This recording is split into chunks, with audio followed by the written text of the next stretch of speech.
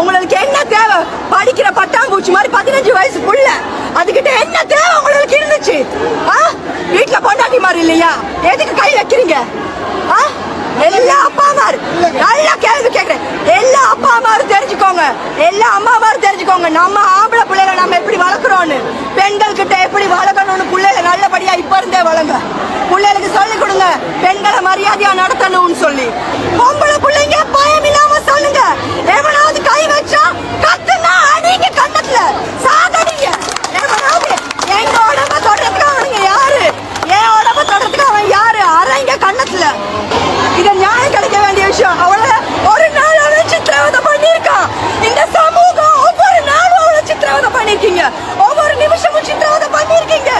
யாரு ஃப்ரெண்ட்ஸ் எல்லாம் யாரு? நாங்க இத்தனை வயசுக்கும் எங்க ஃப்ரெண்ட்ஸ் கிட்ட தான் எங்க கஷ்டத்தை சொல்லி அழுவோம். ஏன் அவளை எல்லாரும் ஒதுக்குனீங்க?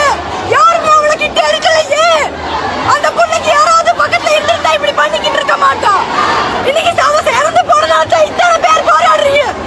ஏன் ஒருத்தர் கூட அந்த டைம்க்கு அவருக்கு துணையா இருக்கல? இந்த உண்மையை வெளியே கொண்டு வரல. ஏன் கொண்டு வரல? உண்மையை பேச பயப்படாதீங்க. எப்பவுமே உண்மையை பேச பயப்படாதீங்க. பொம்பளை பிள்ளைங்க பயம் இல்லாம சொல்லுங்க. எவனாவது கை வச்சா கத்துனா அடிங்க, கண்ணத்துல சாதடிங்க. எவனாவது எங்க உடம்ப தொடர்றதுக்கு அவனுங்க யாரு? என் உடம்ப தொடர்றதுக்கு அவன் யாரு? அரைங்க கண்ணத்துல. கட்டாயம் குட் டச் பேட் டச் பிள்ளைகளுக்கு முதல்ல போசம் படிச்சு கொடுங்க. பொம்பளை பிள்ளையோ ஆம்பளை பிள்ளையோ குட் டச் பேட் டச் சொல்லி கொடுங்க. ஸ்பீக் அப் பண்ணுங்க. யாராவது தப்பா பயன்படுத்த பாக்குறாங்களா அறைய சொல்லி கொடுங்க. பிள்ளைல தைரியமா வளங்க. வாய மூடு, சொல்லாத வெளியே சொல்லாதன்னு சொல்லி பழக்காதீங்க. சொல்லி பழக்கி தான் இந்த புள்ள இப்படி போச்சு. ஒரு தாயிட வேதனை இன்னும் எத்தனை தாய்மார் வேதனை பட போறீங்க? எத்தனை தாய்மார் அட போறீங்க? தைரியமா பேசுங்க, தைரியமா பேசுங்க. பிள்ளைங்கள அடிக்க சொல்லி கொடுங்க, கராத்தே கத்து கொடுங்க, உதைக்கிறதுக்கு சொல்லி கொடுங்க.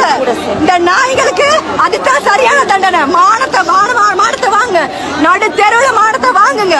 அப்பதான் இந்த மாதிரி நாய்கள் திருந்தும். உங்களுக்கு என்ன தேவை?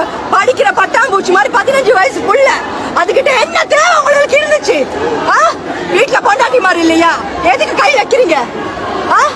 எல்லா அப்பா அம்மாரு நல்லா கேள்வி கேட்கிறேன். எல்லா அப்பா அம்மாரும் தெரிஞ்சுக்கோங்க, எல்லா அம்மா அம்மாரும் தெரிஞ்சுக்கோங்க, நம்ம ஆம்பளை பிள்ளைகளை நம்ம எப்படி வளர்க்குறோன்னு, பெண்கள் கிட்ட எப்படி வளர்க்கணும்னு பிள்ளைகளை நல்லபடியா இப்ப இருந்தே வளங்க. அப்ப எல்லா அப்பா அம்மாரும் எல்லா அப்பா அண்ணாமாரும் திருந்தும் போது சமூகம் திருந்தும். இந்த மாதிரி நாய்கள் உருவாகாது, இந்த மாதிரி நாய்கள் உருவாகாது. இது ஒன்று இல்ல, இன்னும் பல இருக்கு. ஆனா இப்ப இதுதான் வெளியே வந்திருக்கு. வித்யாவுக்கு அப்புறம் நாங்க போராடுறது இதுக்காக போராடுறோம்.